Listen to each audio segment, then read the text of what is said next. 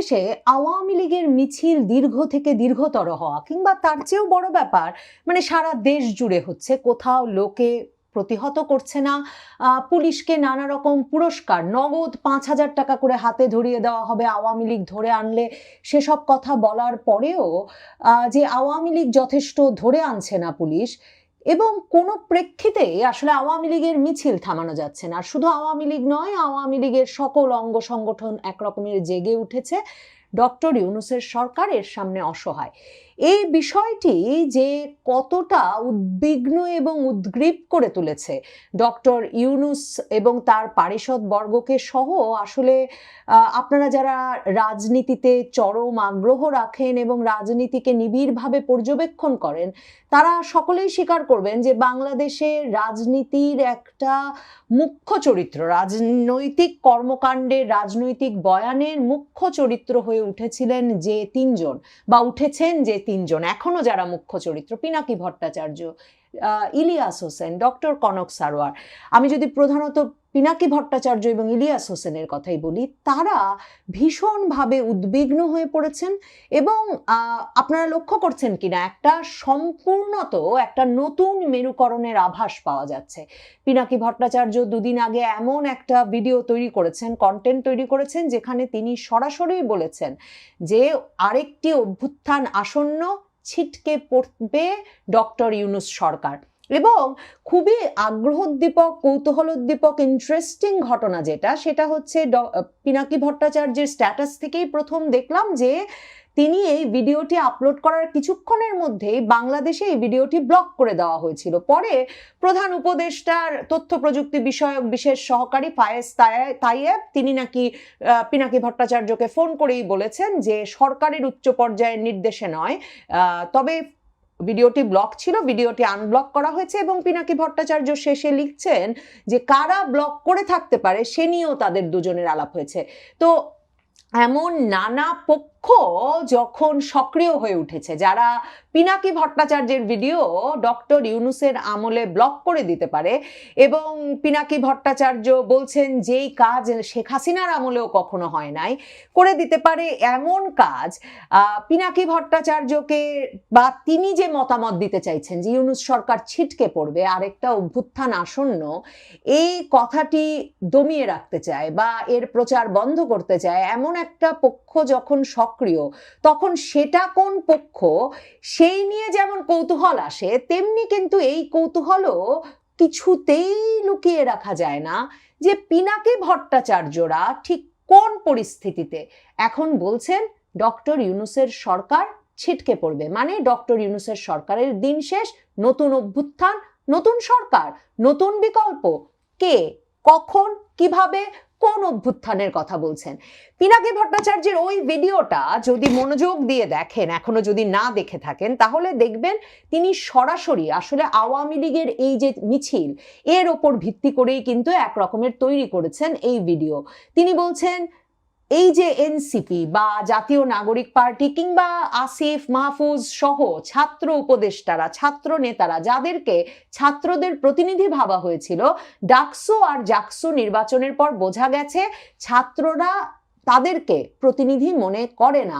বাগছাস মানে জাতীয় নাগরিক পার্টির ছাত্র উইং যে কটা ভোট পেয়েছে, তাতে এটা প্রমাণিত হয়ে গেছে যে ছাত্ররা আর এদেরকে তাদের প্রতিনিধি মনে করেন না। তার মানে এই যে আমরা ছাত্র জনতার সরকার বলছিলাম ডক্টর ইউনূসকে, পিনাকি ভট্টাচার্য বলছেন যে ডক্টর ইউনূস সরকারের আর কোনো বৈধতা বা অনুমোদন থাকে না, কারণ এই ছাত্ররাই তাকে বসিয়েছিল প্রধান উপদেষ্টা পদে, এবং তারাই ওয়াকারুজ্জামানের সঙ্গে মিলে এই পুরো উপদেষ্টা সরকার বা অন্তর্বর্তীকালীন সরকার তৈরি করেছে। ছাত্ররা এই কথা পরিষ্কার করে দিয়েছে যে তাদের প্রতিনিধি এই অন্তর্বর্তীকালীন সরকারও নয়, জাতীয় নাগরিক পার্টিও নয়, বাগছাসও নয়। ভাবুন তো, পিনাকি ভট্টাচার্য বলছেন যে তার ফলে ডক্টর ইউনূস সরকারের আর কোনো ম্যান্ডেট থাকে না, কোনো বৈধতা থাকে না ছাত্র জনতার সরকার হিসেবে। কখন বলছেন পিনাকি ভট্টাচার্য? যখন কিন্তু জামায়াতে ইসলামীর তরফে ঐকমত্য কমিশনে দাঁড়িয়ে পরিষ্কার, মানে যে কথা মাসের পর মাস ধরে, 1 বছরের বেশি সময় ধরে আওয়ামী লীগ বলছে যে 106 নম্বর অনুচ্ছেদ অনুযায়ী যে সংবিধানের ওপর ভিত্তি করে ডক্টর ইউনূসের সরকার গঠিত হয়েছে বলা হচ্ছে, এটা একটা ভুয়া কথা। কোন সংবিধানে 106 অনুচ্ছেদ ব্যবহার করে একটা অন্তর্বর্তীকালীন সরকার জন্ম দেওয়ার কোনো সুযোগ নাই। এবং সবচেয়ে বড় কথা, জামায়াতের ব্যারিস্টার শিশির মনির যে কথা বলছেন, আওয়ামী লীগ দীর্ঘদিন সে কথা বলে আসছিল যে সবচেয়ে বড় কথা, ডক্টর ইউনূসের সরকার গঠনের আগে এমন কোনো আপিল বিভাগের বিচারপতিদের কাছ থেকে এই মতামত নেওয়ার জন্যে কোনো শুনানি অনুষ্ঠানের কোনো সুযোগই ছিল না। এই শুনানির খবরটা বা এই শুনানির যুক্তিটাই মিথ্যা। জামায়াতে ইসলামী যখন অবৈধ অসাংবিধানিক সরকার বলছে ডক্টর ইউনূস সরকারকে, তখন পিনাকি ভট্টাচার্যও বলছেন জনগণের ম্যান্ডেট নাই ডক্টর ইউনূস সরকারের বা নাহিদ ইসলামের দলের হাসনাত সার্জিসের মবের কিংবা আসিফ মাহমুদ মাহফুজের উপদেষ্টা পদে থাকার। পিনাকি ভট্টাচার্য এদের যে কোনো জনপ্রিয়তা নাই, সেটা কি শুধু ডাকসু জাকসু ভোট দিয়ে বললেন? তিনি বললেন আওয়ামী লীগের মিছিল, মানে খুব গুরুত্বপূর্ণ কিন্তু এই মিছিলটার কথা আমি আপনাদের কয়েক দফা উল্লেখ করেছিলাম যে জাতীয় নাগরিক পার্টির অফিসের নিচে দুপুর 2টার সময় গত শুক্রবার বা শনিবারে জাতীয় নাগরিক পার্টির বাংলা মোটরের অফিসের নিচে দুপুর 2টার সময় জড়ো হয়ে আওয়ামী লীগের এবং তার অঙ্গ সংগঠনের নেতাকর্মীরা আধা ঘন্টা 40 মিনিট ধরে জড়ো হয়ে তারপর মিছিল বের করে কিন্তু ইন্টারকন্টিনেন্টালের দিকে যায়, 1000 খানেক লোকের মিছিল, এবং তারা জড়ো হয় জাতীয় নাগরিক পার্টির নিচে। পিনাকি ভট্টাচার্যের কাছে আবার তার ভিডিও ছিল। পিনাকি ভট্টাচার্য আওয়ামী লীগের নেতাকর্মীরা যে নিচে জড়ো হয়ে, উনি নিজেই বলছেন যে তারা নৃত্য করেছে। জাতীয় নাগরিক পার্টির অফিসের নিচে দাঁড়িয়ে দেখা যায় যে আওয়ামী লীগের নেতা কর্মীরা শেখ হাসিনা আসবে, বাংলাদেশ আসবে, শেখ হাসিনা বলে বলে লাফাচ্ছে, নাচছে। তো পিনাকি ভট্টাচার্য বলছে যে কার্যালয়ের সামনে আওয়ামী লীগের নেতাকর্মীরা দাঁড়িয়ে নাচছে, লাফাচ্ছে, জড়ো হচ্ছে, মানে জাতীয় নাগরিক পার্টি কই?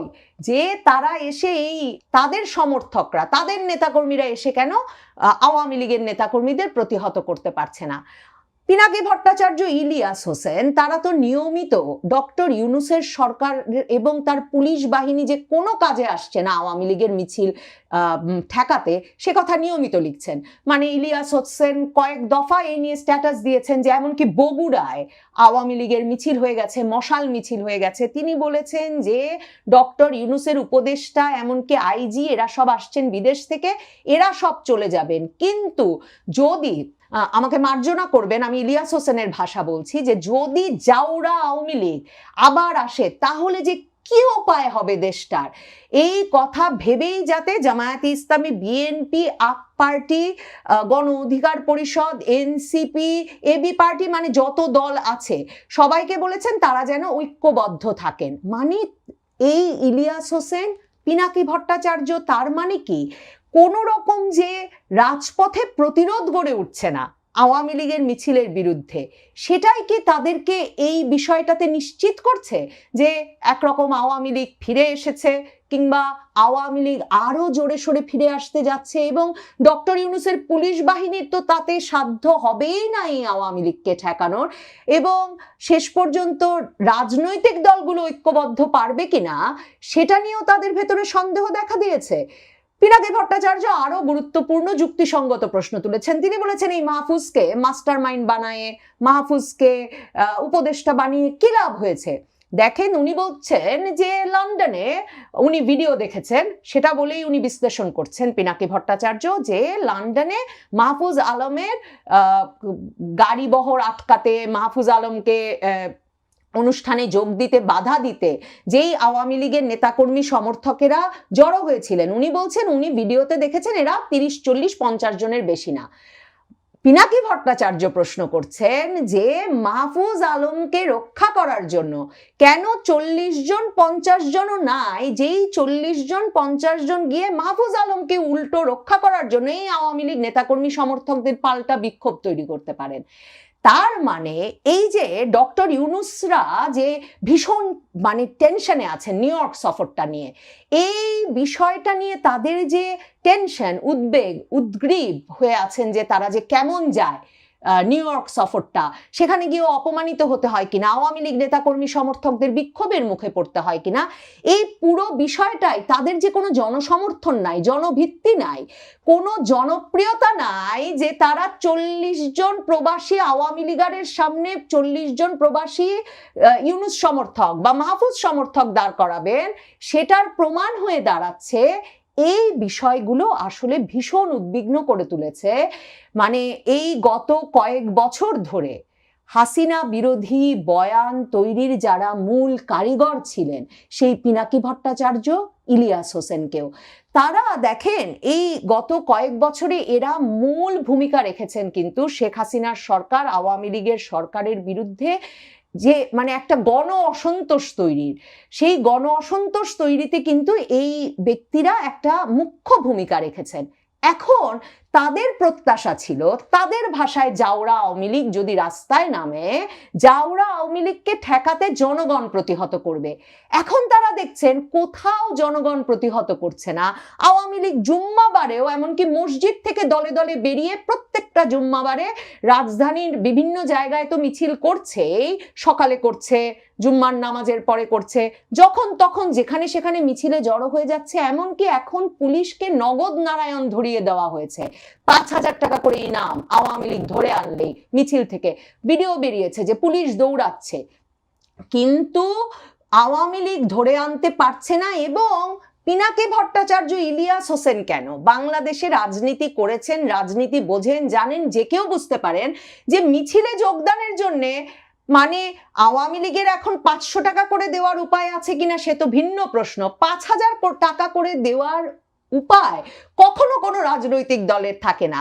তো সেই অবস্থায় কোন ব্যক্তি জানের ডর নিয়ে মিছিলে নেমে যাচ্ছেন এবং থামছেন না, যাদেরকে ধরার জন্য 5,000 টাকা পর্যন্ত সরকার পুরস্কার ঘোষণা করে দিয়েছে, সরকারের হাতে আর কোনো অস্ত্র নাই, তাহলে কি করবেন? দেখেন, পিনাকি ভট্টাচার্য বলেছেন তিনি কোনো দলের পক্ষে বা বিপক্ষে না, রাজনীতি একটা জার্নি, সবসময় এই দিকে মানে কোন দিকে কখন কে ঠিক কাজ করেন, কে ন্যায় করেন, বেঠিক করেন, মানে কোন দিকে রাজনৈতিক বয়ান হাজির করতে হয় সেটা বলা যায় না। কাজেই পিনাকি ভট্টাচার্য হয়তো সেই বদলটা টের পাচ্ছেন এবং বদলটা টের পেয়ে তিনি এক রকমের সেই বয়ানটাও হাজির করতে চাইছেন যে পরিবর্তন আসছে। কারণ অভ্যুত্থানটা কার মাধ্যমে হবে সেটা আমি এই 16, 17, 18 মিনিটের ভিডিওটা শুনে বুঝতে পারিনি। তার মানে কি পিনাকি ভট্টাচার্য মনে করছেন আওয়ামী লীগই অভ্যুত্থান ঘটাবে, মানে পরবর্তী অভ্যুত্থানকে আওয়ামী লীগের নেতৃত্বে হবে? কারণ তিনি বলছেন জামায়াতে ইসলামী, বিএনপি সবাই ভুল পথে আছে, বিএনপি তো কোনো রাজপথে ঠেকাতে পারছে না, জামায়াতে ইসলামী এখন কেন পিআর নিয়ে ব্যস্ত, উনার কথা যদি শুনতো তাহলে আনুপাতিক প্রতিনিধিত্ব নিয়ে রাস্তায় নামতো না, অন্য কিছু নিয়ে রাস্তায় নামতো, কি নিয়ে রাস্তায় নামতো কোনো দিক নির্দেশনা নেই। মনে করে দেখেন এই পিনাকি ভট্টাচার্য, এই ইলিয়াস হোসেন, তারা ফেসবুক লাইভে বসে থেকে 32 নাম্বার ভাঙার পুরো কার্যক্রমটা পরিচালনা করেছিলেন, তারা আহ্বান জানিয়েছিলেন, তারা দাবি করেছেন তখন ফেসবুক লাইভে এসে যে তাদের আহ্বানে শত শত ব্যক্তিরা গিয়ে, শত শত ছাত্র জনতা গিয়ে 32 নাম্বার ভেঙেছে। 5ই আগস্টে একবার ভেঙেছে, কিন্তু তাদের মূল ভেঙে গুড়িয়ে দেওয়া, বুলডোজার নিয়ে যাওয়া, এই পুরো বিষয়টি তারা মঞ্চায়ন করেছেন ফ্রান্সে, আমেরিকায় বসে, ফেসবুক লাইভে বসে। এবং আমরা ফোনে কথা বলতে দেখেছি যে কেন বুলডোজার আনতে দেরি হচ্ছে, কেন এখনো কেন বুলডোজার আসে নাই, বুলডোজার কলাবাগানে আটকা কেন, বুলডোজার কেন 32 নম্বরে নিয়ে যাওয়া হচ্ছে না। বোঝেন অবস্থা। পিনাকি ভট্টাচার্য, ইলিয়াস হোসেন এখন মানুষ পাচ্ছেন না যাদেরকে তিনি ফেসবুক লাইভে তারা এসে আহ্বান জানাতে পারে নাই, আপনারা কোথায়, আপনারা এসে আওয়ামী লীগের মিছিল ঠেকাচ্ছেন না কেন, আওয়ামী লীগের মিছিল লম্বা হচ্ছে কেন, তারা ধমকাচ্ছেন ডক্টর ইউনূসের সরকারকে যায়, আপনাকে বলেছিলাম আপনি তো পারছেন না, আপনার পুলিশ পারছে না, আপনারা করছেনটা কি, এবং মাঝে মাঝেই তারা বিএনপিকে ধমকাচ্ছেন যে বিএনপি কেন পারছে না। কিন্তু যে কাজ তারা ফেব্রুয়ারি মাসে দাবি করেছেন যে তারা করতে পেরেছেন ফেসবুক লাইভে বসে, সে কাজ তারা এখন আর করতে পারছেন না। তারা উদাত্ত আহ্বান জনগণের প্রতি জানাতে পারছেন না যে আওয়ামী লীগের মিছিল প্রতিহত করো। তার মানে তারা বুঝে গেছেন যে খেলা বদলে গেছে, আওয়ামী লীগের মিছিলের পক্ষে জনতার সায় আছে, জনগণের সমর্থন আছে। এবং পিনাকি ভট্টাচার্য বলছেন আমাকে ভয় দেখাবেন না আওয়ামী লীগের মিছিল নিয়ে, আপনারা ভয় পেলে ভয় পেতে পারেন, আমাকে ভয় দেখাবেন না, কারণ আমি ভয় পেতে রাজি না, আমি জনগণের উপরে ভরসা রাখলাম। কারণ উনি তো ইনকিলাব জিন্দাবাদের পক্ষের লোক, উনি তো অবশ্যই জনগণের উপর ভরসা রাখবেন। এবং উনি জানেন যে যেই জনগণ পুলিশ ভয় পায় না, সেই জনগণকে উনি জানেন বামপন্থী রাজনীতি করে এসেছেন, ইনকিলাব জিন্দাবাদও এক মানে বামপন্থী রাজনীতি, ব্রিটিশ বিরোধী রাজনীতির ধারা থেকে যার জন্ম, সেই বামপন্থী ধারার রাজনীতি বলি, ইনকিলাবের কথাই বলি। ইনকিলাব, মুক্তি, স্বাধীনতা, সংগ্রাম কোনো কিছু সম্ভব হয় নাই কখনো যদি মানুষ পুলিশকে ভয় পেত। কাজেই তিনি জানেন যে পুলিশ দিয়ে এই আন্দোলন দমন করা যায় না। পুলিশকে অর্থ পুরস্কার দিয়ে বিপ্লবীদের ধরে আনার চেষ্টা কিন্তু ব্রিটিশ আমলে ব্রিটিশ সরকারও করেছিল, কিন্তু তাতে কিন্তু বিপ্লব থেমে যায় নাই বা বিপ্লবের গলা টিপে ধরা যায় নাই।